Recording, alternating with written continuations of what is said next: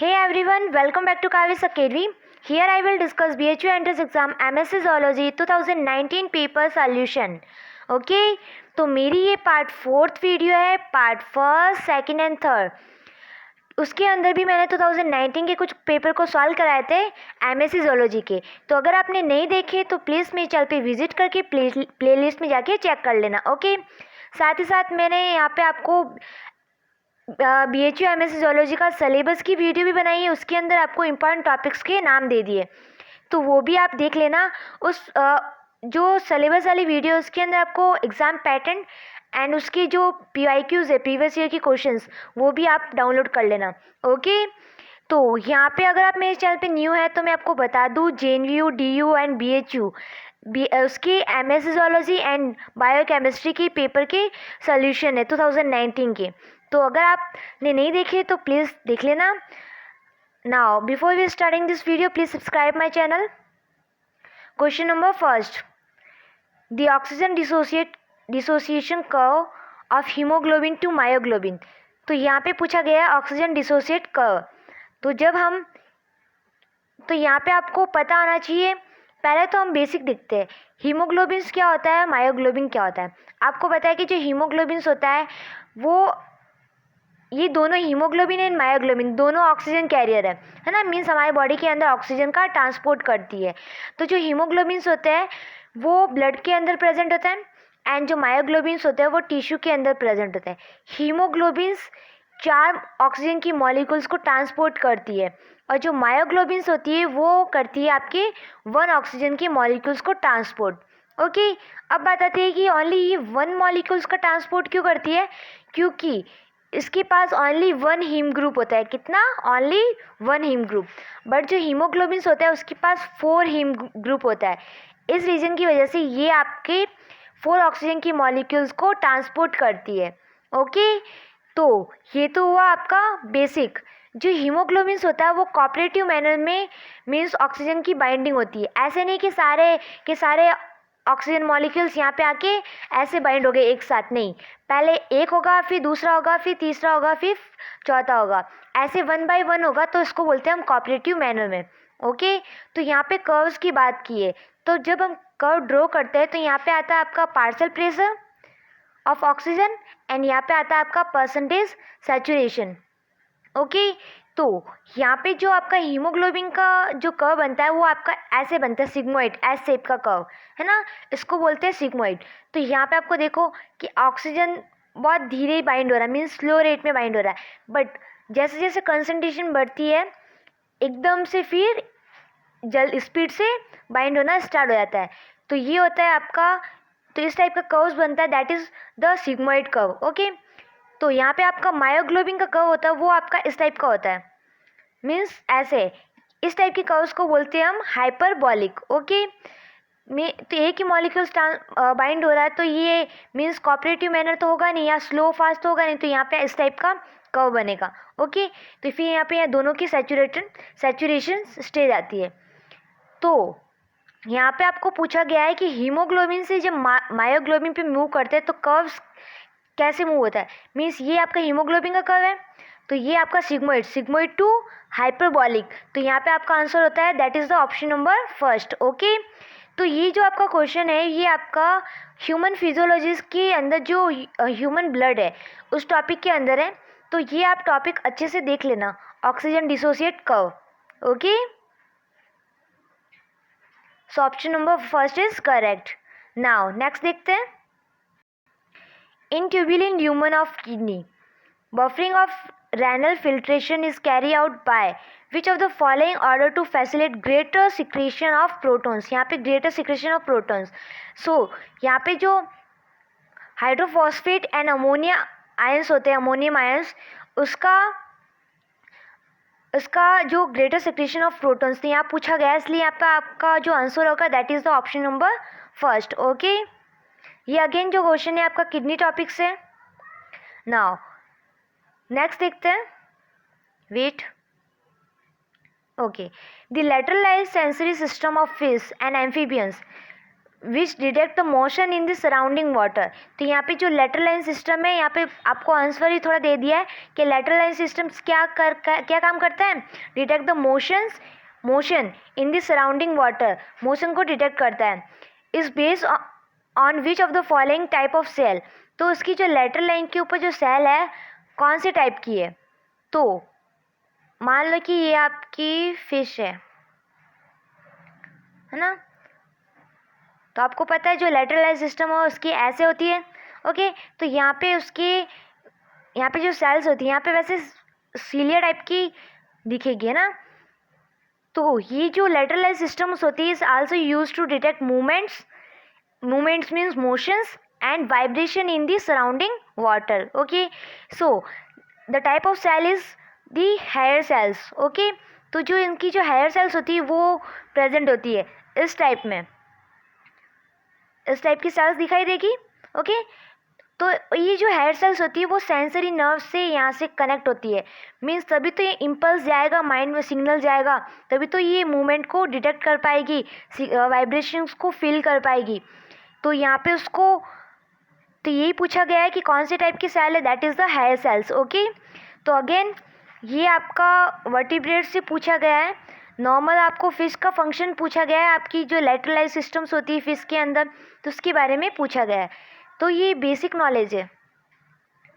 Now the most ancient voltage gated channel क्या है, voltage gated ion channel are those that selectively allow to cross the membranes.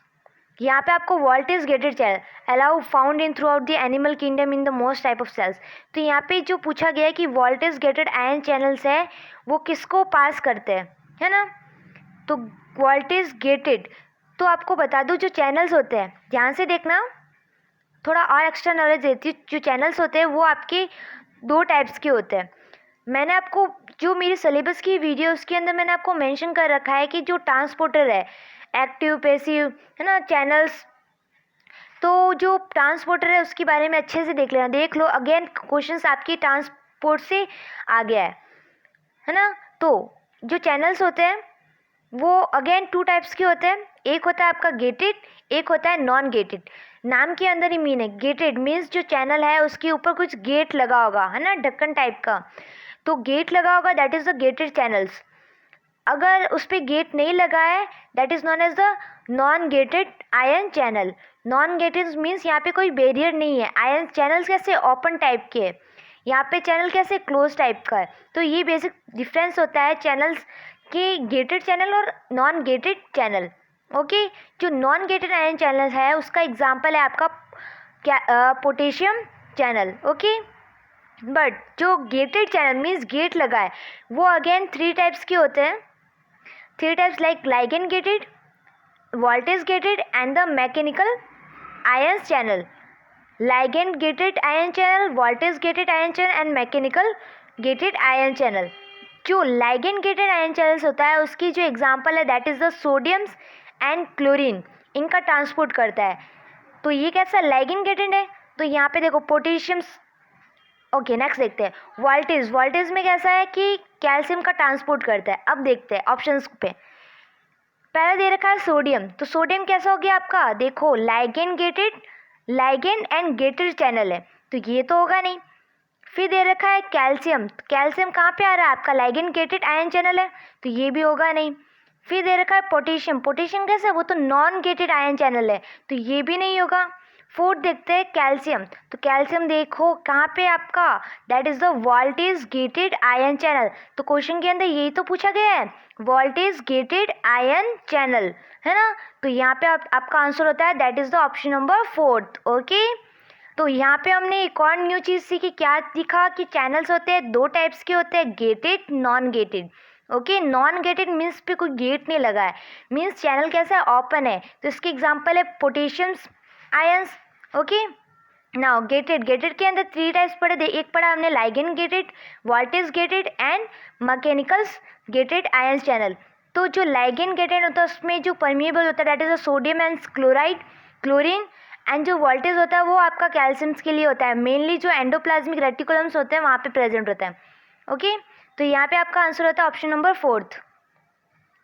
Next देखते हैं during muscles contractions in the presence of ATP, muscles contraction के times ATP present है, okay, in the presence of ATP myosin and actin filament, okay, associate and dissociate cyclic, ठीक है। The actin myosins bond is stronger, यहाँ पे पूछा गया है actin, main चीज़ यहाँ पे आ रही है, actin myosin bond is stronger, मतलब यहाँ पूछा गया है कि जो आपको पता है कि जब मसल्स कॉन्ट्रैक्शंस होता है ना, ये क्वेश्चन अगेन मसल्स कॉन्ट्रैक्शंस में आ गया, तो यहाँ पे आपको पता होना चाहिए कब एटीपी प्रेजेंट होती है, कब एटीपी ईडीपी में कन्वर्ट होती है। तो मान लो कि ये आपका है मायोसिन, है ना, और इसके ऊपर प्रेजेंट है आपका एक्टिन फिलामेंट। तो जैसे ही अगर मायोसिन के ऊपर, ध्यान से सुनना, अगर मायोसिन के ऊपर एटीपी प्रेजेंट है, तो एटीपी प्रेजेंट है तो ये जो एक्टिन है उसके साथ इंट्रैक्शंस नहीं करेगा। एक्टिन जब भी इंट्रैक्शन करेगा जब ये एटीपी एडीपी में कन्वर्ट होगी, प्लस इनऑर्गेनिक फॉस्फेट रिलीज हो जाएगा, है ना, डाइफॉस्फेट, ट्राई से डाई हो जाएगा। तो जब ये एटीपी एडीपी में कन्वर्ट होगी, मीन्स ऐसे समझो कि मायोसिन के साथ में कौन बाइंड हो गया, एडीपी। जब ये एडीपी बाइंड होती है तभी आपका जो एक्टिन फिलामेंट है वो मायोसिन के साथ इंट्रैक्शंस करेगा, मीन्स बॉन्ड बनाएगा। तो ऑप्शन देखते हैं, मायोसिन एटीपी इज कन्वर्ट, तो यही पूछा गया है कि बॉन्ड कब बनाएगा, जब मायोसिन आपका एटीपी वो कन्वर्ट होगा आपके मायोसिन एडीपी में, तब होगा, है ना, इसलिए आपका ऑप्शन नंबर फर्स्ट ही करेक्ट हो जाता है। सेकंड देखते हैं options, myosin ADP is convert to myosin plus ATP, ये तो बोल रहा है कि जो मायोसिन एडीपी वो चेंज हो रहा है, मायोसिन अलग हो रही है और एडीपी अलग हो रही है, तो ऐसा होता नहीं है। एक्टिन बाइंड टू कैल्शियम्स, ये भी नहीं, यहाँ पे एटीपी के कंसेप्ट में तीनों के कंसेप्ट में बताना आपको, है ना, तो यहाँ पे आपका आंसर होता है that is the option number first, okay. Next देखते हैं, in individuals has a parasite worm infections, एक इंडिविजुअल्स है तो उसको इन्फेक्शंस हो गया, मीन्स उसकी जो पैरासाइट वॉर्म इन्फेक्शंस हो गया, and another is responding to an allergen such as the pollen grain, और एक और भी, मीन्स उस पर पॉलन ग्रेन्स पे भी इन्फेक्शन हो गया तो वो एलर्जी का भी मीन्स रिस्पॉन्स दे रहा है, तो दोनों साइड रिस्पॉन्स दे रहा है। Which of the following features would be common to both of them, तो आपको पता होगा ये जो क्वेश्चन है आपके इम्यूनोलॉजी से है ना, इम्यूनोलॉजी के अंदर भी जो आपकी जो एंटीबॉडीज़ होती है उनकी एक्शंस कैसी होती है फॉरेन पार्टिकल को किल करने की, वो आप देख लेना। तो जो बेसोफिल सेल होती है ना, जब पॉलन ग्रैन्स जब एंटर करते हैं हमारी बॉडी के अंदर, तो हमारी बॉडी के अंदर जो बेसोफिल सेल्स होती है वो इंक्रीज़ हो जाती है, जिससे क्या होता है हमारे हाइपर सेंसिटिव फर्स्ट उसकी वजह से ही होती है। तो यहाँ पे इसकी जो सरफेस के ऊपर जो एंटीबॉडी प्रेजेंट होती है that is the IgE, okay. And यहाँ पे जो इयोसिनोफिल्स होता है वो क्या करती है, ये बेसोफिल्स तो स्मॉल पार्टिकल्स को किल करती है, बट जो इयोसिनोफिल्स होता है वो लार्ज के लिए होता है, मीन्स पैरासाइट या फिर वॉर्म इन्फेक्शन। सपोज कर ले यहाँ पे कोई है तो यहाँ पे क्या होगा, जो इयोसिनोफिल्स होगा उसकी सरफेस पे IgE होता है ना। तो यहाँ पे दोनों जो एंटीबॉडीज़ है वो इन्फेक्शंस के लिए कर रही है, उन दोनों की सरफेस पे क्या है IgE, मतलब कि दोनों का जब इन्फेक्शंस होता है तो किसकी कौन इंक्रीज होगा, increase the level of IgE, okay.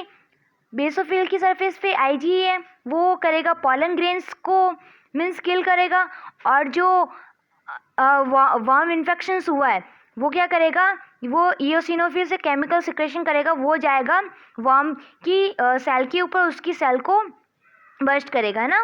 Reactive oxygen species release होती है XYZ, ये आपको प्रोसेस पता होना चाहिए। तो यहाँ पे किसका लेवल इंक्रीज हो रहा है, option number fourth, means IgE का लेवल इंक्रीज हो रहा है, okay. Now they are the 5 class of antibodies, what determines the class to which antibody belong, तो यहाँ पे पूछा गया है कि कौन सी क्लास से कौन सी एंटीबॉडी बिलोंग करती है। तो ये जो अगेन क्वेश्चन आपको मैंने बताया था, ये इम्यूनोलॉजी से आ रखा है, आपको मैंने बताया था आप ये एक सीक्वेंस याद कर लो, गम दे है ना, तो IgG IgG की कंसंट्रेशन सबसे ज़्यादा होती है। ये कंसंट्रेशन याद करने का तरीका है कि सबसे ज़्यादा कंसंट्रेशन आपकी IgG की होगी और सबसे कम IgE की। ओके, गम दे। तो यहाँ पे आपको पूछा गया क्लास 2 विच एंटीबॉडी बिलोंग्स, तो यहाँ पे आपका हैवी चेन्स की बेसिस पे होता है। Structure of heavy chains constant division कैसे, देखो मान लो कि आपको पता है कि जनरल आपको एंटीबॉडी का डायग्राम पता होता है ना, ये ऐसे बनते हैं। तो यहाँ पे ऊपर वाला होता है variable variable variable. Variable regions क्यों होते हैं, क्योंकि यहाँ पे आके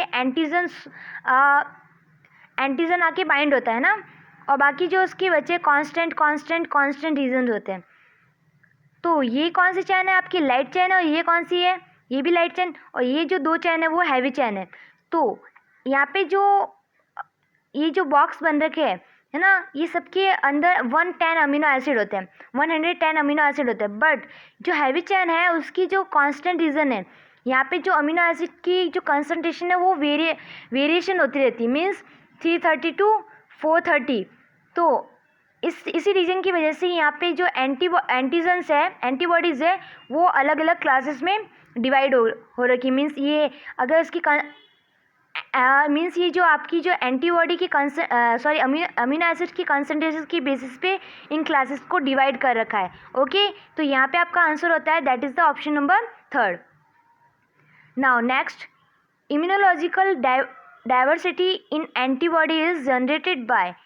तो जो इम्यूनोलॉजिकल डाइवर्सिटी और इन एंटीबॉडी, तो आपको पता है एंटीबॉडी की डाइवर्सिटी 5 टाइप्स की होती है, गम दे, है ना। तो यहाँ पे जब भी फॉरेन पार्टिकल हमारी बॉडी के अंदर एंटर करता है तो हमारे बॉडी के अंदर बी सेल्स इंक्रीज होती है। बी सेल क्या करती है, इसको डिफरेंट एंटी मीन्स जैसा फॉरेन पार्टिकल आया उसके अकॉर्डिंग एंटीबॉडीज़ को सिक्रेट करेगी। एंटीबॉडीज़ क्या है, प्रोटीन्स है, और जो ये प्रोटीन्स क्या डिफरेंट एंजाइम्स है, जीन्स है, और जीन्स की अलग अलग जीन्स की अरेंजमेंट की बेसिस पे ये एंटीबॉडी बनती है। तो यहाँ पे डाइवर्सिटी किस पे, rearrangement of immunoglobulin gene. Okay, तो यहाँ पे आपका आंसर होता है option number 1st। Okay, next देखते हैं, which of the following are example of primary lymphoid organs. ये अगेन आपका इम्यूनोलॉजी से, तो जो प्राइमरी लिम्फोइड ऑर्गन्स की एग्जाम्पल पूछा गया है ना। तो ऑर्गन ऑफ इम्यून सिस्टम्स होता है हमारे बॉडी के अंदर, वो 2 टाइप्स के होते हैं, एक होता है प्राइमरी लिम्फोइड ऑर्गन्स, एक होता है सेकेंडरी लिम्फोइड ऑर्गन्स। ओके, जो प्राइमरी लिम्फोइड ऑर्गन्स होते हैं उसके एग्जाम्पल होते हैं आपकी बोन मैरो, सेकेंड होता है थाइमस, थर्ड होता है बर्सा फ्रेबिकस, ये जो बर्सा फ्रेबिकस होता है वो बर्ड्स के अंदर होता है ना, एंड फोर्थ होता है लीवर। तो ये जो 4th है means bone marrow, thymus, bursa Fabricius and liver, कि आपका एग्जाम्पल है प्राइमरी लिम्फोइड ऑर्गन्स का। ओके, सेकेंडरी लिम्फोइड ऑर्गन्स के अंदर आपके आते हैं लिम्फोइड नोड्स, लिम्फ नोड है ना, लिम्फ नोड, और आते हैं आपके स्प्लीन। तो यहाँ पे आपको पूछा गया किसकी एग्जाम्पल, प्राइमरी लिम्फोइड ऑर्गन्स की एग्जाम्पल पूछे गए। तो प्राइमरी लिम्फोइड को देखो, स्प्लीन तो होगा नहीं, सेकेंडरी आ गया, लिम्फ नोड अगेन सेकेंडरी आ गया, बोन मैरो एंड थाइमस। तो बोन मैरो एंड थाइमस आपका हो गया आपका करेक्ट आंसर। देखो बोन मैरो एंड थाइमस है ना, तो इसलिए आपका ऑप्शन नंबर 3rd होता है।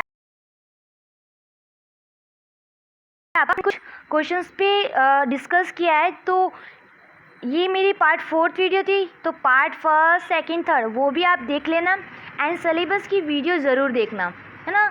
उसके अंदर आपको PYQs है वो भी दे रखा है, और आपका जो एग्ज़ाम का पैटर्न है वो भी उसमें डिस्कस कर रखा है। ओके, तो मेरी जो नेक्स्ट वीडियो होगी उसके अंदर जो बाकी की जो क्वेश्चंस बचे वो मैं क्वेश्चंस को सॉल्व कराऊंगी। ओके, जैसे जैसे मुझे टाइम मिलता जाता है मैं आपकी नेक्स्ट पार्ट रिलीज़ करती जाऊंगी। ओके, तो अगर आप मेरे चैनल पे न्यू हैं तो प्लीज़ मेरे चैनल को सब्सक्राइब करना और बेल आइकन को ज़रूर प्रेस करना, ताकि आपको नोटिफिकेशंस मिल जाए, है ना। तो thank you so much for watching my video, bye bye.